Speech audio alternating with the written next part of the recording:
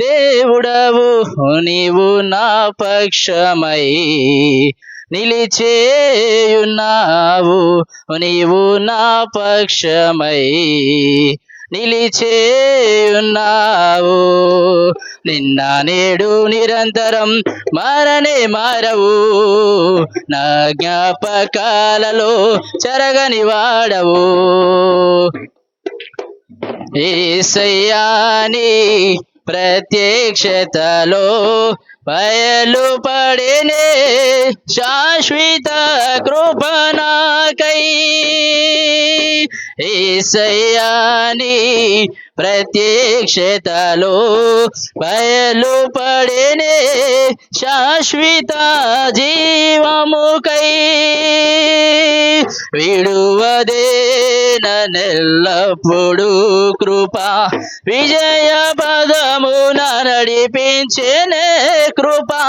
విడువదే నన్నెల్లప్పుడు కృప, విజయ పదమున నడిపించేనే కృప. విస్తరించేనే నేను స్తుతించినప్పుడు, నిన్న నేడు నిరంతరం మారనే మారవు, నా జ్ఞాపకాలలో చెరగని వాడవు. నిన్న నేడు నిరంతరం మారనే మారవు, నా జ్ఞాపకాలలో చెరగని వాడవు. యేసయ్యా నీ కృపాతిశయము ఆదరించెనే శాశ్వత జీవముకై. యేసయ్యా నీ కృపాతిశయము ఆదరించెనే శాశ్వత జీవముకై. మరువదే నన్నెల్లప్పుడు కృప, మాణిక్యమణులను మరిపించేనే కృప.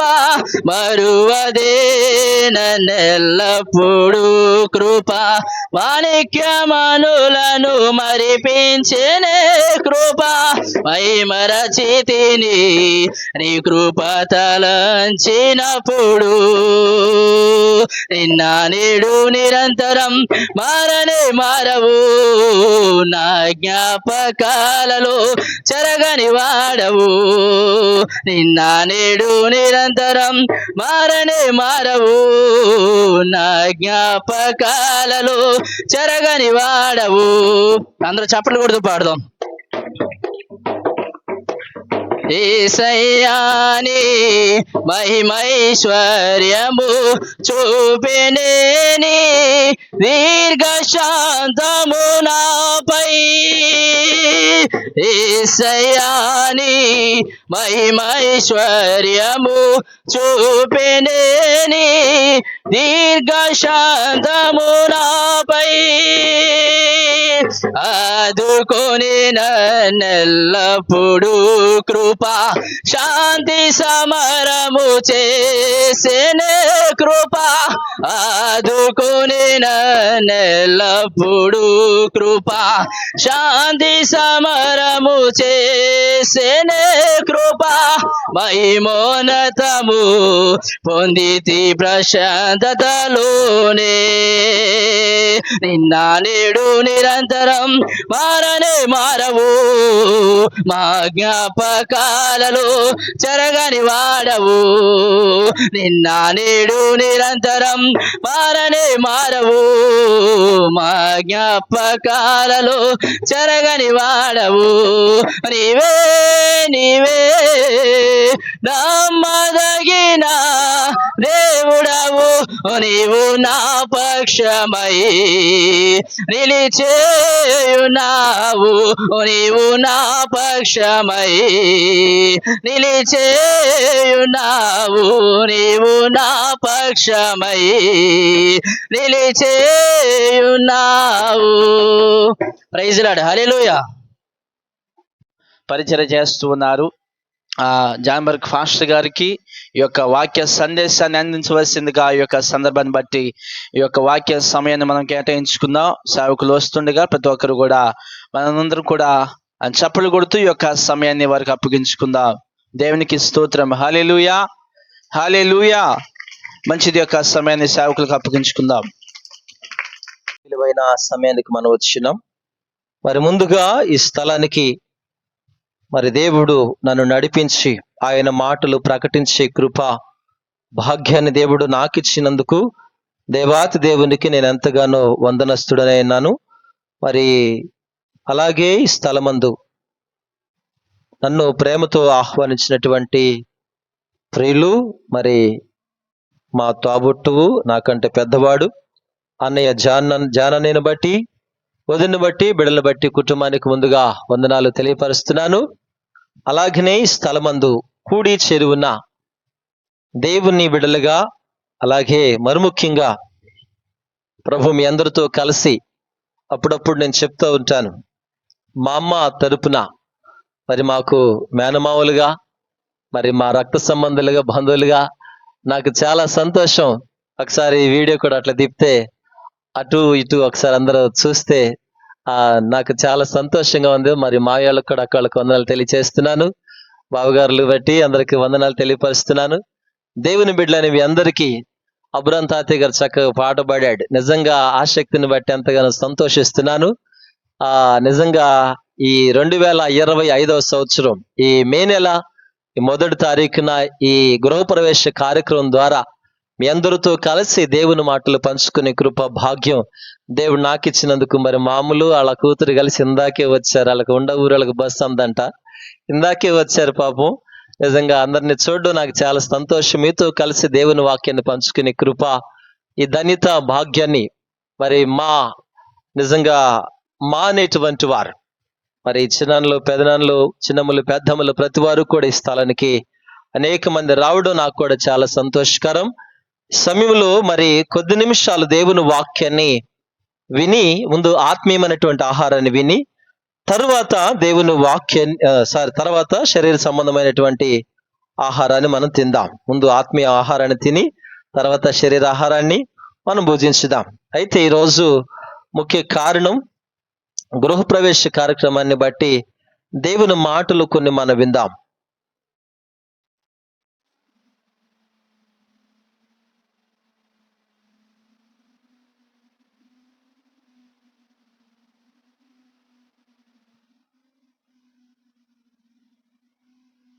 మంచిది, చిన్న ప్రార్థన చేద్దాం. కళ్ళు మూసుకుందాం. వాక్య నిమిత్తమై చిన్న ప్రార్థన. పరమ తండ్రి స్తోత్రాలు, వందనాలనైనా 2025వ సంవత్సరం 5వ నెల మొట్టమొదటి తారీఖు ఈ గురువారం రాత్రి మీతో గడిపి మరి గృహప్రవేశం జరిగించడానికి మీరు చూపించిన కృప కొరకు వందనాలు. అందు నిమిత్తమై సిద్ధపరిచిన వాక్యాన్ని మీరు దాసునిగా నన్ను మరుగుపరిచి నీ ప్రజలతో మీరు మాట్లాడుతున్నామని ప్రార్థిస్తూ, కేవలం మీకే మహిమ మాకు దీవెన కలుగునట్లుగా సహాయం చేయమని యేసయ్య ఉన్నతమైన నామములో ప్రార్థిస్తున్నాం పరమ తండ్రి, ఆమేన్, ఆమేన్. అందరం కూడా ఒకసారి గట్టిగా స్తోత్రం చెల్లిద్దామా? దేవునికి మహిమ కలుగును గాక. హల్లెలూయా.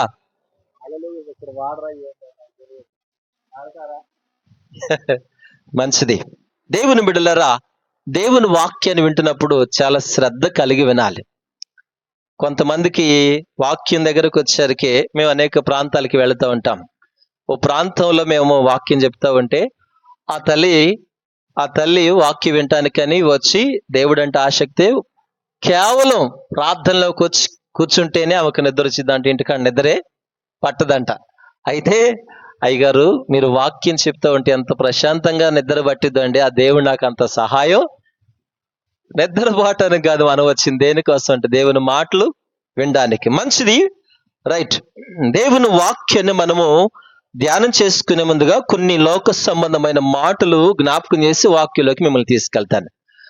ఏంటయ్యా అంటే, గృహప్రవేశం అని చెప్పుకున్నాం కదా.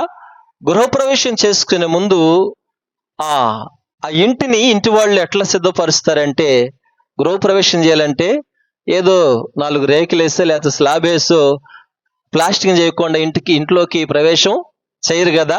ప్లాస్టింగ్ చేసుకొని చక్కగా అన్ని రంగులు దిద్దుకొని ఆ తర్వాత ఏం చేస్తామంటే గృహప్రవేశం చేస్తాం. చాలా మంది ఏం చేస్తూ ఉంటారంటే, ఇరుగు పొరుగు వాళ్ళ ఇళ్లను మాదిరిగా తీసుకుంటారు. పలానా ఇల్లు చూసారా, అసలు ఎంత అద్భుతంగా రంగులు దిద్దారో, ఎంత బాగా కింద పాలరాయి వేశారో, పైన ఏసీ సీలింగ్ పెట్టారు, కింద అన్ని రకాలుగా ఆలోచన చేసి పొరుగింటి వారిని మాదిరిగా తీసుకునేటువంటి అలవాటు ప్రతి మనిషికి లోకంలో సామెత ఉంది. రాజును చూసిన కళ్ళంట మొగుడిని చూసి మీకు నోరు తెరవాలి. హల్లెలూయా. దేవుని బిడ్డలారా, ఎదుటి వారిని చూసి మనం ఏం చేస్తా ఉంటామంటే వాళ్ళను మాదిరిగా తీసుకుంటాకి ఇష్టపడతాం. అయితే ఆ మాటలు ఇప్పుడు మీరు ఎందుకు చెప్పారయ్యా అంటే, ఎదుటి వారి ఇల్లు ఎలా ఉన్నది అన్నది కాదు, అది తప్పు కాదు కానీ ఏం జ్ఞాపకం చేస్తున్నానంటే, వాళ్ళు కట్టుకున్న మంచి గృహాన్ని చూసి మనం సంతోషిస్తూ మన ఇల్లు కూడా అలా ఉండాలని ఆశపడటం తప్పే కాదు. అయితే వాక్యానుసారమైన మాటలు మన ఇల్లు ఎలా ఉన్నాయో, మూల వాక్యం అంశాన్ని ఏమని చెబుతున్నాయంటే, మన ఇల్లు ఇలా ఉన్నాయా అనే ప్రశ్న. ఏంటిది? మన ఇల్లు ఇలా ఉన్నాయా? మన ఇల్లు ఇలా ఉన్నాయా అంటే ఎలా ఉండాలి? బైబిల్ గ్రంథంలోంచి మన దేవుని వాక్యాన్ని మనం చూద్దాం. పరిశుద్ధ గ్రంథమైనటువంటి బైబిల్ యోబు గ్రంథం 1వ అధ్యాయం దేవుని వాక్యాన్ని చూస్తే 10వ వచనాన్ని మనం చూస్తాం. యోబు గ్రంథం 1వ అధ్యాయం 10వ వచనంలో చక్కని మాట, అద్భుతమైన మాటను మనం చూడగలం. అందరికీ సుపరిచితమైన మాట చదవండి. నీవు అతనికిని, అతని ఇంటి వారికిని, అతనికి కలిగిన సమస్తమునకు చుట్టూ కంచె వేసితివి కదా. చాలు గట్టిగా చప్పట్లు కొడుతూ ప్రభు నామాన్ని కనపరుచుకుందాం. హల్లెలూయా. దేవుని బిడ్డలారా, 4 లేక 5 రకాల ఇళ్ళు మీతో జ్ఞాపకం చేయాలని ఆశపడుతున్నాను. మొట్టమొదటి ఇల్లు ఎలా ఉండాలి అంటే, బైబిల్ గ్రంథంలో భక్తుడైన యోబు గారి ఇల్లు ఎలా ఉంది అంటే రాశారు కదా, నీవు అతనికిని, అతనికి కలిగిన సమస్తానికి చుట్టూ కంచె వేసితివి కదా అని అన్నాడు. కనుక ఇప్పుడు యోబు గారి గృహానికి దేవుడు ఏం వేశాడంటే కంచె అనగా కాపుదల. దేవుని బిడ్డలారా, దేవుని కాపుదల కలిగిన ఇల్లుగా మనం బైబిల్లో మనం చూస్తూ ఉన్నాం. ఈరోజు నీ ఇల్లు నా ఇల్లు కూడా ఎదుటివారి ఇల్లు బాగా రంగులు అద్దారు అన్నది కాదు, కానీ మన ఇల్లు కూడా ఎలా ఉండాలంటే దేవుని కాపుదల కలిగిన ఇల్లుగా ఉండాలి. దేవునికి స్తోత్రం. దేవుని కాపుదల లేకుండా, దేవుని కంచె మనకు లేకోకుండా బైబిల్లో రాశారు కదా. యోబు గ్రంథం 21వ అధ్యాయం 15వ వచనంలో రాయబడుతూ వచ్చింది, వారి క్షేమము వారి చేతిలో లేదు అని మాట్లాడుతూ వచ్చాడు. దేవుని బిడ్డలారా, దేవుని కాపుదలు ఉంటే, దేవుని క్షేమం అనుకుంటే, ఎక్కడ తిరిగినను, ఏ పని చేస్తున్నను, ప్రతి స్థలమందును కూడా దేవుని కాపుదల మనం కలిగి ఉందము గాక. హల్లెలూయా. ప్రియమైన దేవుని బిడ్డలారా, దేవుని కాపుదల ఉండాలి అంటే మనం ఎలా ఉండాలంటే బైబిల్ రాస్తూ వచ్చారు కదా. కీర్తనల గ్రంథం 34వ కీర్తన 7వ వచనం అద్భుతమైన మాట దేవుడు సెలవిస్తున్నాడు కదా. 34వ కీర్తన 7వ వచనం అంటాడు కదా, తన యందు భయభక్తులు గలవారు చుట్టూ ఆయన దూతలు కావలు ఉండి రక్షించును. గట్టిగా చప్పట్లు కొట్టి ప్రభు నామాన్ని కనపరుచుకుందాం. హల్లెలూయా.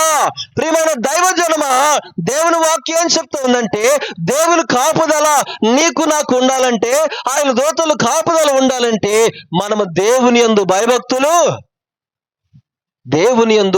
భయభక్తులు కలిగినటువంటి వారు ఎల్లప్పుడూ కూడా ఎలా ఉంటారో తెలుసా?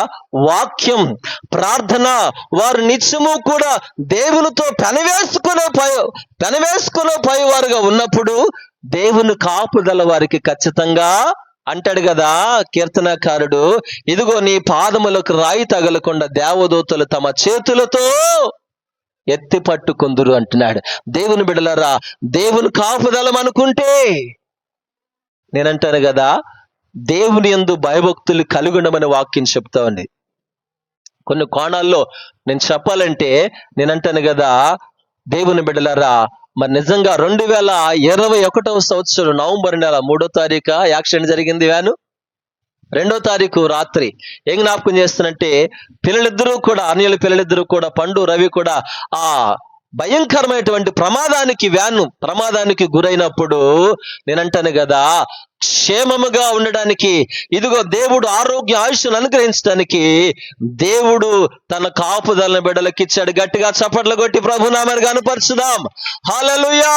అందుకే అంటాడు కదా, సామెతల గ్రంథకర్త మాట్లాడుతూ అంటాడు, నెమ్మది లేకుండా విస్తారమైన ధనముండుట కంటే యెహోవా యందు భయభక్తులతో కూడా కొంచెము కలిగి ఉండటం మేలన్నాడు. గనుక ఆయనందు భయభక్తులు కలిగి ఉంటే దేవుని బిడ్డలారా, ఎక్కడ ప్రయాణిస్తున్నా, మనం ఏ పని చేస్తున్నా ఆయన దూతల కాపుదల మనకు ఖచ్చితంగా ఉంచుతాడు. కాబట్టి రాత్రి నేనంటాను కదా, ఆయన కాపుదల కలిగినటువంటి ఇల్లుగా మన ఇల్లు చూసుకోవాలి. అల్లిల్లట్టుంది, లేకపోతే బాగలేని వాళ్ళ ఇల్లు చూసి మనం విమర్శ చేయడం కాదు.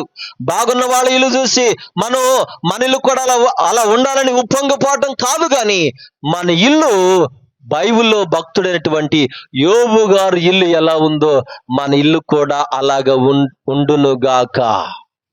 దేవుని బిడ్డలారా, అందుకే వాక్యలో మొట్టమొదటి ఇల్లు ఎలా ఉందో తెలుసా? దేవుని కాపుదల కలిగినటువంటి ఇల్లుగా ఉంది. అందుకే నేనంటాను, మనకందరికి సుపరిచితమైన మాట దానియేలు గ్రంథంలో 3వ అధ్యాయంలో 25వ వచనంలో ఏమని రాయబడుతూ వచ్చింది తెలుసా? దానియేలు గ్రంథం 3వ అధ్యాయం 25వ వచనంలో రాయబడింది కదా, షద్రకు, మెషకు, అబేద్నెగోలు ముగ్గురుని కూడా ఇదిగో అగ్ని ఏడంతలుగా చేసి నెబుకద్నెజరు అగ్నిగుండంలో వారిని పడవేస్తూ వచ్చినప్పుడు, చెప్పండి దేవుని బిడ్డలారా, ఆ ముగ్గురుతో పాటు 4వ వ్యక్తి ఎవరున్నారట? మన నోరు తెరవాలి. దేవుని దూత వాళ్ళతో ఉండి అగ్నిగుండంలో తిరుగుతున్నారు. ఇదిగో రాజు, అదిగో మిగతా వారు కూడా చూస్తున్నారు కదా, అయ్యా ఇదిగో మనం అగ్నిగుండంలో వేసింది ముగ్గురునే, గాని 4వ వాడు కనబడుతున్నాడు. ఆయన ఎవరంటే దేవుని స్వరూపమును కలిగినటువంటి, దేవతల స్వరూపం కలిగినటువంటి వాడు కనబడుతున్నాడు అని చెప్పేసి బైబిల్లో రాశారు కదా. నేనంటాను, భక్తి కలిగినటువంటి వ్యక్తులకు దేవుడు తన కాపుదల ఖచ్చితంగా, ఒకసారి చప్పట్లు కొడుతూ ప్రభునామాన్ని కనపరుస్తారు. హల్లెలూయా. అగ్ని ఏడంతలై మండుచుండినను, అగ్ని జ్వాలలు తాకలేదులే నీ ప్రియుల దేహాలను, అగ్ని బలము చల్లరిని, శత్రు సమూహము అల్లాడేనే. అగ్ని బలము చల్లారిని, శత్రు సమూహము అల్లాడేనే. నేను నీ స్వాస్థ్యమే, నీవు నా స్వంతమే, నా స్తోత్ర బలులన్నీ నీకేనయ్యా, నా హృదయాన పాడాలి. హల్లెలూయా. సమయం లేదు. అందుకే మొదటి ఇంటి పేరు ఏంటంటే దేవుని కాపుదల కలిగిన ఇల్లు. మరొక మాట మీకు చెప్పాలని ఆశపడతాను, చూద్దామా? లూకా సువార్త 10వ అధ్యాయం దేవుని వాక్యం 38వ వచనం. లూకా సువార్త 10వ అధ్యాయం 38వ వచనం. చదువుతల్లి. మార్తాను ఒక స్త్రీ ఆయనను తన ఇంట చాలు. రెండవ ఇంటి పేరు ఏం చెబుతున్నంటే, మొదటి ఇంటి పేరు ఏం చెప్పా అంటే ఇంటి పేరు కాదు. మొదటి ఇల్లు ఎలాంటిదంటే దేవుని కాపుదల కలిగిన ఇల్లు. రెండవ ఇల్లు ఎలాంటిదంటే యేసును ఆహ్వానించినటువంటి ఇల్లు. దేవునికి స్తోత్రం. ఎలాంటి ఇల్లట? యేసయ్యను ఆహ్వానించిన ఇల్లు. బిడ్డలారా గమనించండి, మార్తా, మరియా, లాజరు అనబడినటువంటి అక్క చెల్లెళ్ళు, తమ్ముడు అనేటువంటి లాజరు, ఆ కుటుంబములో యేసు ప్రభు వారిని ఆహ్వానించింది ఎవరు అంటే మార్తా అని మనం బైబిల్లో చూస్తాం. అయితే దేవుని బిడ్డలారా, ఏమని మీతో జ్ఞాపకం చేస్తున్నంటే, మన గృహంలోనికి నూతనమైన గృహం కావచ్చు, లేకపోతే గృహ ప్రవేశం జరిగి ఎన్నో సంవత్సరాలైనా సరే, మన గృహంలో ఉండాల్సిన ఆయన ఎవరు అంటే మన ప్రభు అయినా. కొంతమంది ఇంటి ముందు పెద్ద అక్షరాలతో ఒక ఫోటో ఫ్రేమ్ పెట్టుకుంటారు. యేసు క్రీస్తు ఈ గృహమునకు అధిపతి అని పెడతారు. ఏ పతి? అధిపతి అని ఆయన ఆ చక్కని ఫోటో పెట్టుకొని కానీ యేసు ప్రభు నా ఇంట్లో ఉంచనే ఉంచరు. ఎవరు ఉంచుతారంటే పొద్దుగూకిన కాడి నుంచి 7 గంటల కల్లా మొదలయ్యి నిద్ర వచ్చేదాకా, సొక్కుపోయేదాకా సీరియల్ చూసి చూసి చూసి యేసయ్య నీ గృహములో ఉంటాడా? ఏమండి, అరే సినిమా సీరియల్ చూస్తూ ఉంటే యేసు ప్రభువారు నేనంట నీ ఇంట్లో వినబడేది, బైబిల్ రాశారు, రక్షణను గూర్చిన సునాదు వినబడిదంట విశ్వాసుల గృహాల్లో. దేవుని బిడ్డలారో కొంతమంది గృహాల్లో ఆ సినిమా సీరియల్ వినబడుతూ ఉంటే యేసయ్యకి అక్కడింకాడా ఉంటాడా? ఏమండి, పిలిచి తిడితే ఎవరైనా ఉంటారండి? మర్యాదగా పిలిచి కటిక తిట్లు తిడితే ఇంకెవరైనా ఉంటారా? దేవుని బిడ్డలారా, అంటే దానికి అర్థం ఏంటంటే యేసయ్య నువ్వు పిలిచావు, ఆహ్వానించావు, కానీ నీ గృహములో ఆయనకు చోటు లేకుండా చేసుకుంటే అది మనకు దేవుని కాదని జ్ఞాపకం చేస్తున్నాను. రెండో ఇల్లు ఏంటిదంటే యేసయ్యను ఆహ్వానించే ఇల్లుగా మన ఇల్లు ఉండును గాక అంటాడు కదా. బైబిల్లో మనం చూస్తాం, యోహాను సువార్త 2వ అధ్యాయం 2వ వచనంలో ఏమని ఉంటుందంటే, యోహాను సువార్త 2వ అధ్యాయం 2వ వచనంలో ఏముందంటే, ఇదిగో యేసును ఆయన శిష్యులను కూడా ఆ వివాహమునకు పిలువబడిరి అని బైబిల్ రాశారు కదా. ఎవరిని ఆహ్వానించారంటే కానాను ఆ వివాహానికి యేసు ప్రభు వారిని ఆహ్వానించారు, ఆయన శిష్యులు ఆహ్వానించారు. దేవుని బిడ్డలారా, ఆ పెళ్లికి పాస్టర్ గారిని పిలుస్తారు. చక్కగా ముందు, అన్నిటికంటే ముందు, అమ్మ మీరందరూ ఇక్కడ చాలా మంచోళ్ళకి కనపడుతున్నారు, మా ఏరియాలో జరిగే సంగతి చెప్తున్నాను. ముందు ఏం చేస్తారంటే పాస్టర్ గారు రావాలి, ప్రార్థన చేయాలి, ఆ తర్వాత అయ్యగారు నువ్వు పక్క తప్పుకో అని కొంతమంది అంటారు. అందరు కాదండు. కూర తాలింపు వేసేప్పుడు ముందు ఏమేస్తారు? కరేపాకేస్తారు. తినేటప్పుడు ముందు తీసి పారేసేది ఏంటిది? కరేపాకేనండి. పాస్టర్ గారిని కూడా అట్టే చేస్తున్నారు. అంటే నువ్వు పాస్టర్ గారిని ఆ విధంగా చేస్తున్నావంటే దేవుని కూడా తృణీకరిస్తున్నావు, తీసివేస్తున్నావు అని అర్థం. దేవుని బిడ్డలారా గమనించండి, ఏం జ్ఞాపకం చేస్తున్నంటే యేసయ్యని ఎల్లప్పుడూ కూడా నీ గృహములోనికి ఆహ్వానించే బిడ్డవుగా ఉండాలి, నీ హృదయంలోనికి చేర్చుకునే వ్యక్తిగా ఉండాలని జ్ఞాపకం చేస్తున్నాను. దేవుని బిడ్డలారా, సమయం లేదు కాబట్టి త్వరగా ముందుకు కొనసాగుతున్నాను. రెండవ ఇల్లు ఎలాంటిదంటే యేసయ్యను ఆహ్వానించే ఇల్లుగా ఉండాలి. మూడవ ఇల్లు ఏంటో చూద్దాం. రాజుల 2వ గ్రంథం 4వ అధ్యాయం 8వ వచనాన్ని మనం చూద్దాం. రాజుల 2వ గ్రంథం 4వ అధ్యాయం 8వ వచనం చదువునానా. ఒక దినమందు ఎలీషా షునేము పట్టణమునకు పోగా అచ్చట గనురాలైన ఒక స్త్రీ భోజనమునకు రమ్మని అతని బలవంతము చేసెను గనుక అతడు ఆ మార్గమున వచ్చినప్పుడల్లా అమ్మ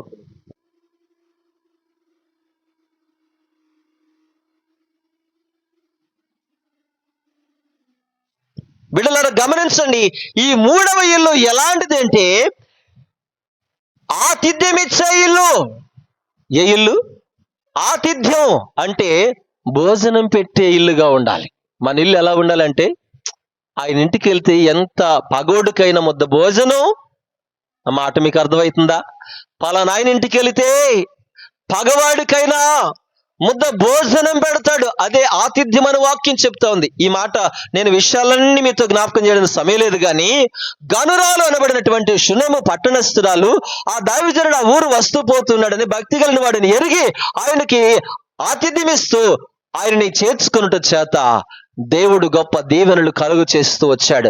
ఆమెకు వారసులే లేరనుకున్నటువంటి ఆమెకు దేవుడు వారసుని అనుగ్రహిస్తూ వచ్చాడు. ఈ మాటలు ఎందుకు జ్ఞాపకం చేస్తున్నానంటే, ఈ మూడవ మాట మన ఇల్లు ఎలా ఉండాలంటే అనేకులకు ఆతిథ్యం ఇచ్చే ఇల్లుగా, ఆహారం పెట్టే ఇల్లుగా మన ఇల్లు ఉండాలని దేవుడు చూస్తున్నాడు. బైబిల్లో చూస్తారా? ఉదాహరణకి టగటక మీతో జ్ఞాపకం చేస్తున్నాను. హెబ్రీయులకు రాసిన పత్రిక 13వ అధ్యాయం మొట్టమొదటి వచనంలో చక్కని మాట అంటాడు కదా.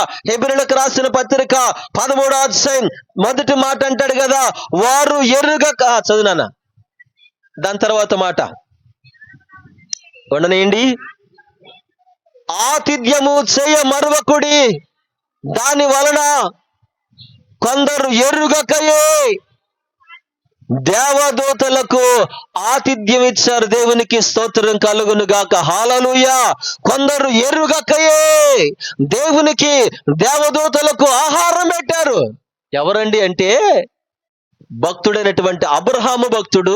ఆ మాట ఆదికాండం 18 అధ్యాయంలో ఉంటుంది. మీరు తర్వాత చూసుకోండి, నేను చెప్తున్నాను. ఆదికాండం 18 అధ్యాయంలో ఏముంటదంటే, ఇదిగో తండ్రి కుమార పరిశుద్ధాత్మ దేవుడు ఆ అబ్రహాము ఎదుట అబ్రహాముకు కనబడినప్పుడు అబ్రహాం భక్తుడు ఏం చేస్తున్నాడంటే, సింధూరవనం దగ్గర కూర్చుని ఉన్నప్పుడు ఆ ప్రభువును చూచి, నా ప్రభువులారా మీ కటాక్షం నా మీద ఉంటే దాటిపోవద్దయ్యని పిలిచి ఏం చేస్తూ వచ్చాడంటే, వాళ్ళ కోసం ఆహారం సిద్ధపరిచి పెట్టుట చేత ఏం జరిగిందో తెలుసా?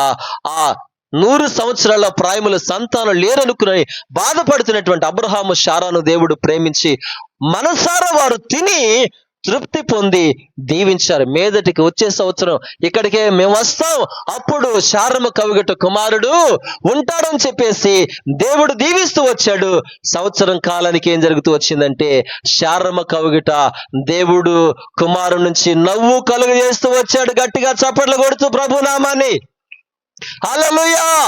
దైవజనమ ఏమని మీతో జ్ఞాపకం చేస్తున్నంటే, ఆతిథ్యము చేయ మరొకడి అనేకులకు. నేను అన్నాను, మనం అందరం కూడా ఎవరో తెలుసా?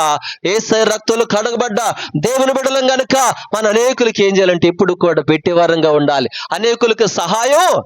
నా దేవుని బిడ్డలారా, నేను అంటాను కదా, ఇదిగో నేను ఆ నెమలి అనే ప్రాంతానికి ఒట్టి చేతులతో నేను వెళ్ళినప్పుడు, ఇదిగో దేవుని బిడ్డలారా, నాకు కలిగినటువంటి ఆ కొద్దిగా ఉన్న ఏం చెబుతున్నంటే, నా ఎద్దుకు ఎవరైనా వస్తే వాళ్ళకి ముద్ద ఆహారం పెట్టడం మానక మరువక చేస్తూ ఉంటాం.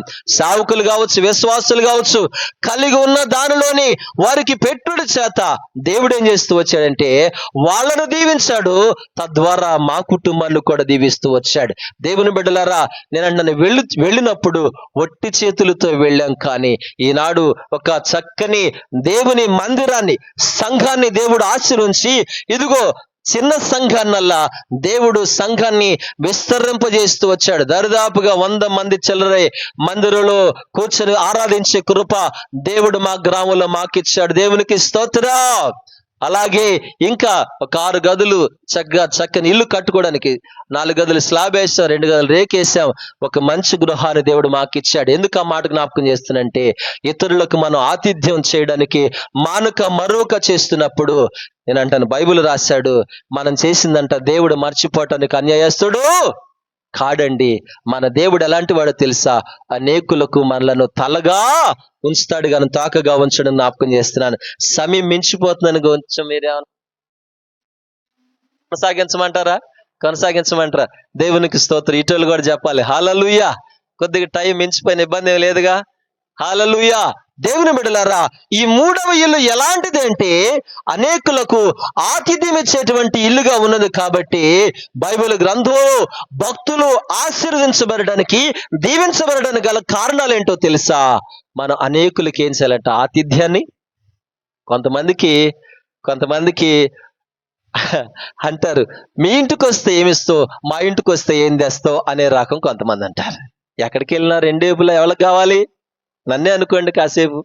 నేను అంటున్నాను, మీ ఇంటికి వస్తే ఏం పెడతావు, మా ఇంటికి వస్తే ఏమిస్తావు, నువ్వు మా ఇంటికి వచ్చినా నాకే తేవాలి, మీ ఇంటికి వచ్చినా నాకే పెట్టాలి అనే రకం అనుకోండి. దేవుని బిడ్డలారా, దీవించబడలేరు. కొందరిని గురించి నేను చూస్తూ వచ్చింది ఏంటో తెలుసా?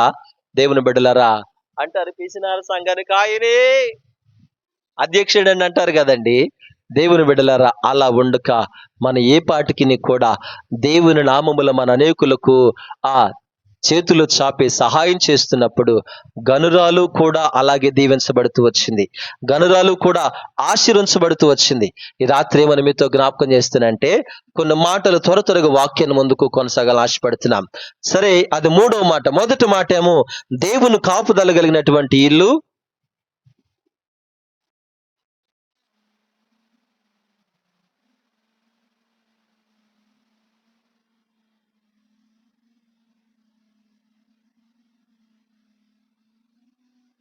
మంచిది ప్రియులారా. 2వ ఇల్లు యేసయ్యను ఆహ్వానించిన ఇల్లు, మూడవ ఇల్లు చెప్పండి ఆతిథ్యం ఇచ్చినటువంటి ఇల్లు, నాలుగవ ఇల్లు ఏమని మీతో జ్ఞాపకం చేస్తానంటే ప్రార్థించే ఇల్లు అని జ్ఞాపకం చేస్తున్నాను. ప్రార్థించే ఇల్లు అంటే బైబిల్లో చూస్తారా, అపోస్తలుల కార్యాలు 12వ అధ్యాయం 12వ వచనం. సమయం లేదు, త్వరగా ఫోన్లు కూడా వస్తా ఉన్నాయి.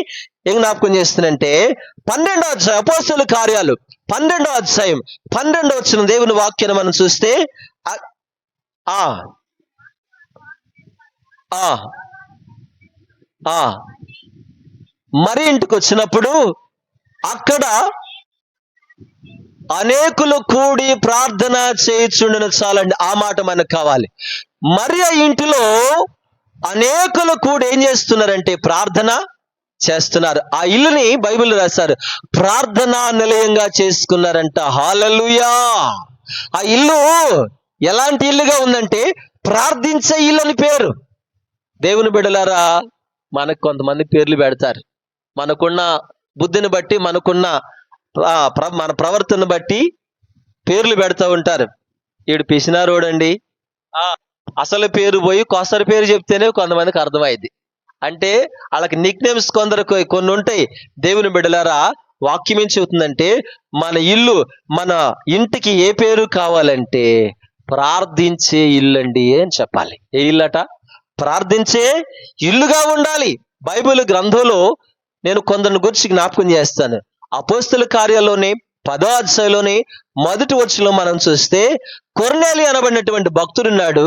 అతడు ఎల్లప్పుడూ దేవునికి ప్రార్థన, బైబిల్ ఆయన గురించి రాశారంటే ఎల్లప్పుడూ ప్రార్థన చేసేవాడుగా ఉన్నాడు కాబట్టి, ఎల్లప్పుడూ దేవునితో ప్రార్థనలో గడిపేవాడుగా ఉన్నాడు కాబట్టే ఏం జరుగుతూ వచ్చిందంటే ఈ రాత్రి ఆయన గురించి మనం కూడా ఎందుకు జ్ఞాపకం చేస్తున్నామంటే ప్రార్థించేవాడిగా ఉన్నాడు కాబట్టి ఆ ఇంటిని ప్రార్థించే ఇల్లు అని చెప్తున్నాడు.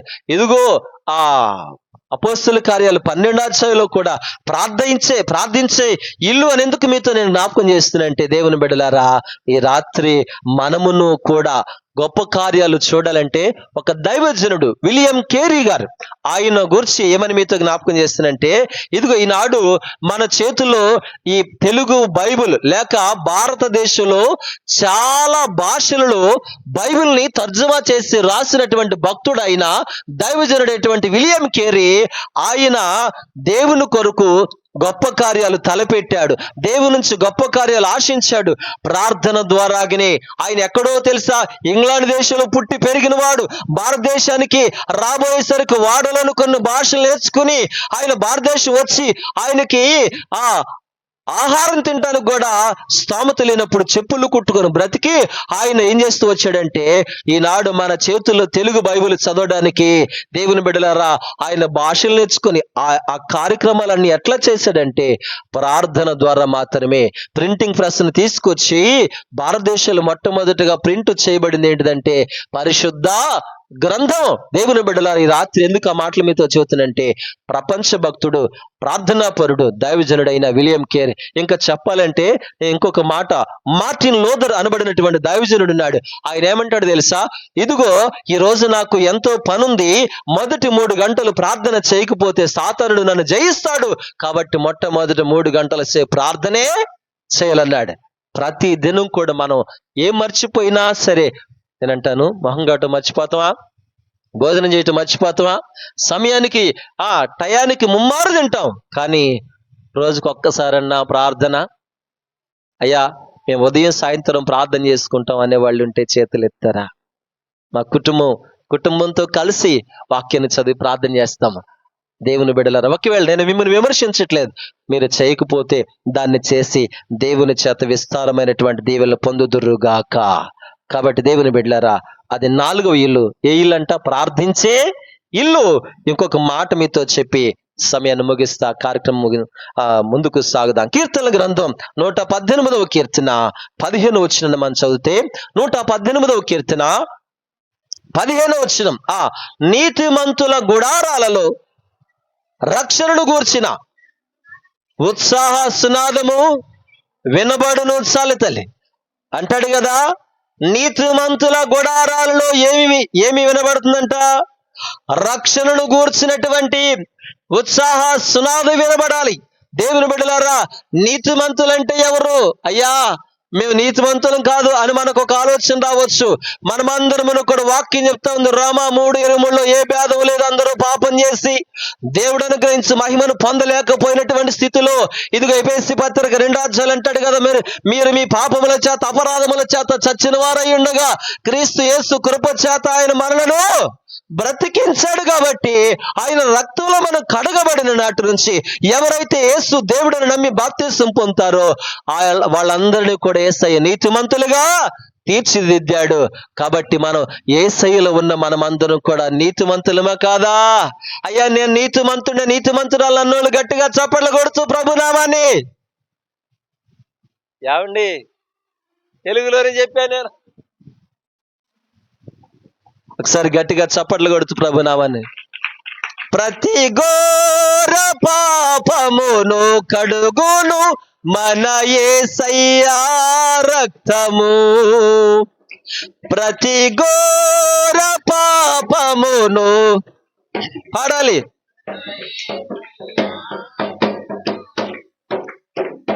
బహు దుఃఖములో మునిగెను చెమట రక్తము, యేసు రక్తము, యేసు రక్తము, రక్తము, రక్తము. హల్లెలూయా. వాక్యాన్ని ముగించబోతున్నాను. దేవుని బిడ్డలారా, నీతిమంతుల గుడారాల్లో ఇప్పుడు మనం అందరం కూడా యేసయ్య దగ్గరకు వచ్చాక యేసయ్య మనలందరినీ కూడా నీతిమంతులుగా చేశాడు గనక ఇప్పుడు మన గుడారాల్లో సీరియల్ వినపండి, సినిమాలు వినపండి, చెప్పాలి. దేవుని బిడ్డలారా, మన ఇంట్లో వినబడాల్సింది. నేను అంటున్నాను, వాక్యం ఛానల్ పెట్టు, వాక్య విను, అనేకులకు దేవుని మాటలు వినిపించు, వాక్యానుసారంగా జీవించు. నా దేవుడు నీ కుటుంబాన్ని ఇదిగో నీ ఇంటిని ఎలా చేయాలని ఆశపడుతున్నాడంటే నువ్వు అలా చేస్తూ వచ్చినట్లయితే మొదటి ఇల్లు ఎలాంటిదంటే దేవుని కాపుదల కలిగిన ఇల్లు, రెండవది యేసయ్యను ఆహ్వానించిన ఇల్లు, మూడవది ఆతిథ్యం ఇచ్చిన ఇల్లు, నాలుగవది ప్రార్థించే ఇల్లు, ఐదవది నీతిమంతుల ఇల్లు అని వాక్యం చెప్తోంది. ఈ 5 ఇళ్ళు లాగా ఇప్పుడు మన ఇల్లు ఎలా ఉందో ఒకసారి పరిశీలన. అరే వాళ్ళు టైల్స్ వేసుకున్నారు, మార్బుల్ వేసుకున్నారు, అరే సీలింగ్ పెట్టుకున్నారు, మందేమో రేకులైనా కాకి అయినా ఒకవేళ స్లాబ్ అయినా అది ఎలాంటి ఇల్లు అయినా సరే నీ ఇంటిలో వినబడాల్సింది కనబడాల్సింది ఏంటి అంటే ఈ 5 ఇళ్లలోనూ నీ ఇల్లు పోలి ఉండును గాక. ప్రార్థన చేద్దాం, కళ్ళు మూసుకుందాం. వాక్యాన్ని బట్టి చిన్న ప్రార్థన చేద్దాం. ఆశ్చర్యకరుడు విన తండ్రి, మీకు వందనాలు, స్తోత్రాలు. ఈ ప్రత్యేకమైన ప్రశస్తమైనటువంటి ఈ సమయంలో మా ప్రభు మాకిచ్చిన మాటలకై స్తుతిస్తున్నాం. మహిమ ఘనతను మీరు పొందండి. నీ బిడ్డల హృదయాలలో వాక్యాన్ని మీరు ముద్రించి భద్రపరిచి మీరు ఫలింపచేయమని, కూడికని ఏర్పాటు చేసుకున్నటువంటి కుటుంబాన్ని మీరు దీవించండి. గృహములో నాయన మా ప్రభువా మీ దీవెనలు ఆశీర్వాదాలు మెండుగా ఉంచుతురమ్మని కోరుకుంటూ యేసయ్య పరిశుద్ధమైన నామములో ప్రార్థించి వేడుకొనుచున్నాను పరమ తండ్రి. ఆమేన్, ఆమేన్.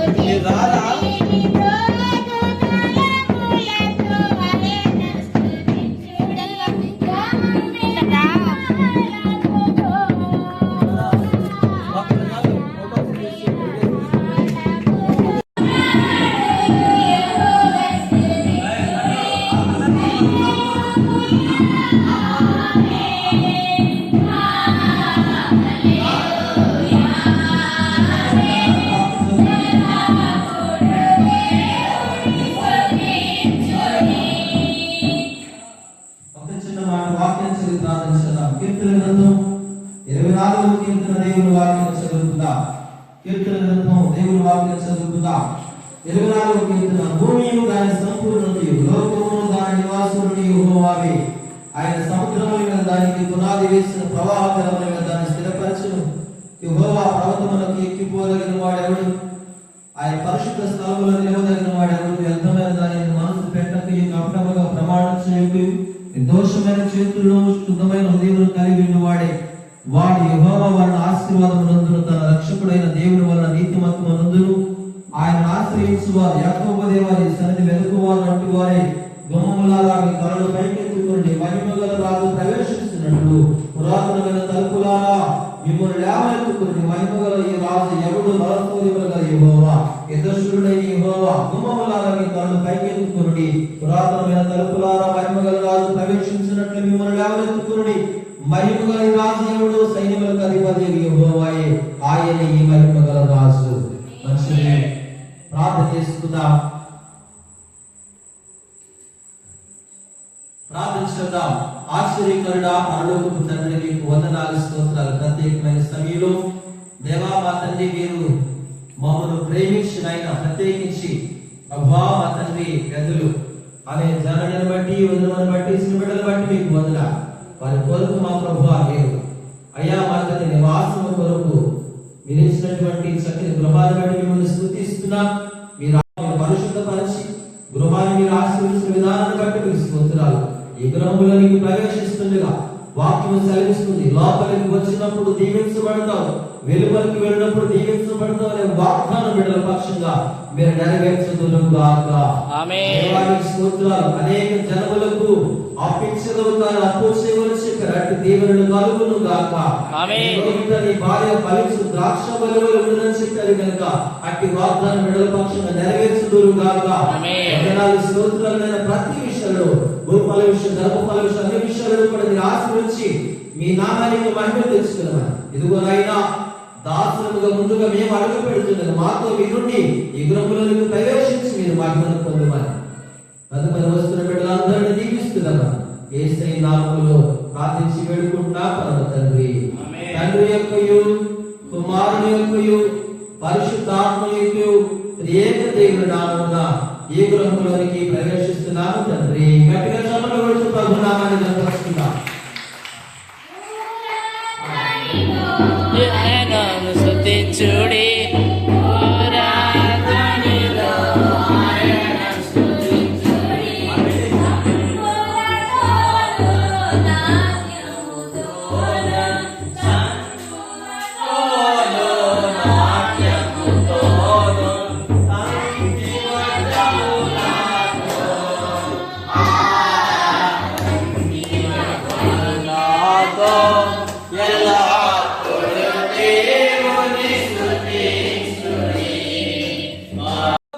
చెప్పారే అట్టి దీవెనల బిడ్డల పైన గృహములోని మీరు కుమ్మరించుదురుగాక.